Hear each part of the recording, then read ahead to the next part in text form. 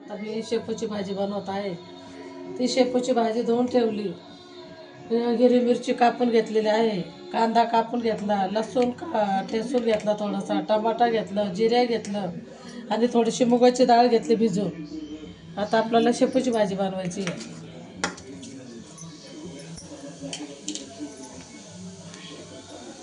ते भाजी जिरं टाकले आधी.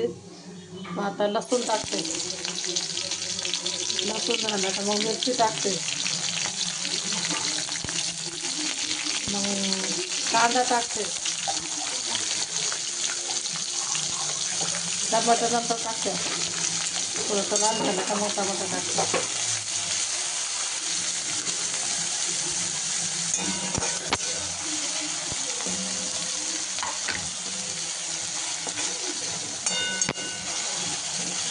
चांगलं लाल झालं का मग ते चविष्ट वाटतं. थोडीशी भाजीला पण चव येते आणि तेल थोडं जास्त वापरायचं भाजीला. थोडंसं तेल जास्त वापरलं का मग थोडीशी चवीला वेगळी लागते भाजी. थोडं तेलानं चव नाही लागत.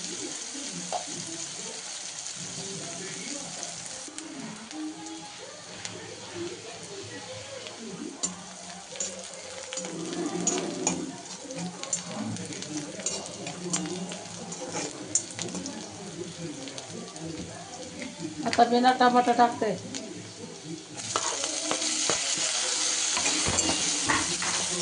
टमाटर टाकलं का मुगाची डाळ टाकते भिजलेली.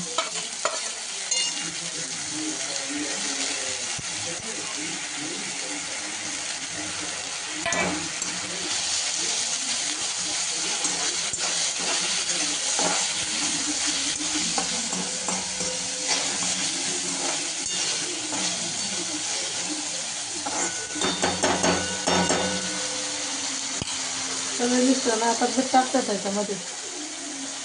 आपल्याला जसं पाहिजे तसं मीठ टाकायचं थोडं.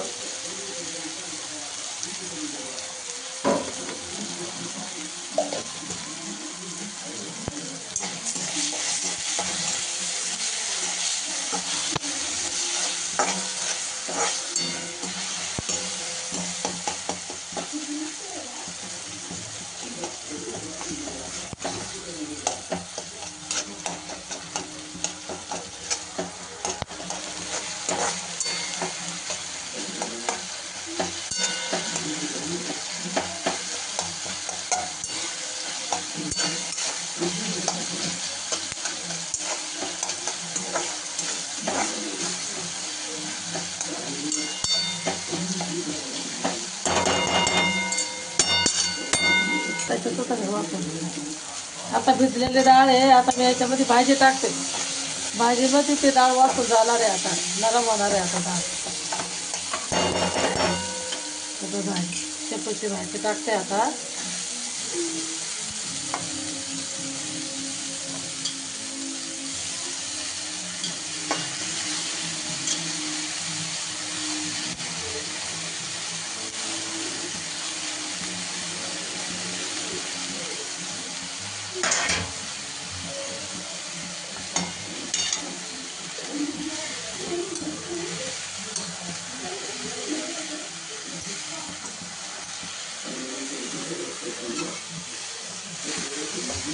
आता खालीवर करते तिला मी.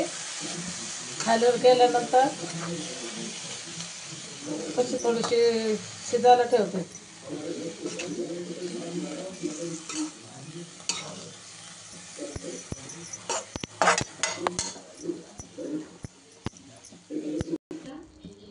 आता आपण भाजी शिजायला टाकलेली आहे. ती 10-5 मिनिटाला शिजल्यानंतर काढून घ्यायची.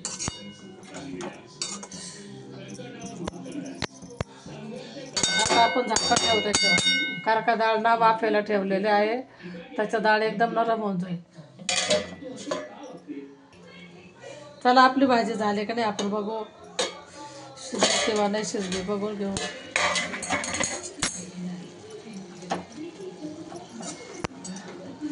थोडीशी राहिलेली भाजी अजून झाली नाही. पुरं पाणी आटलं पाहिजे त्याचं. पुरं पाणी आटलं का त्याला ते भाजीला चव येते.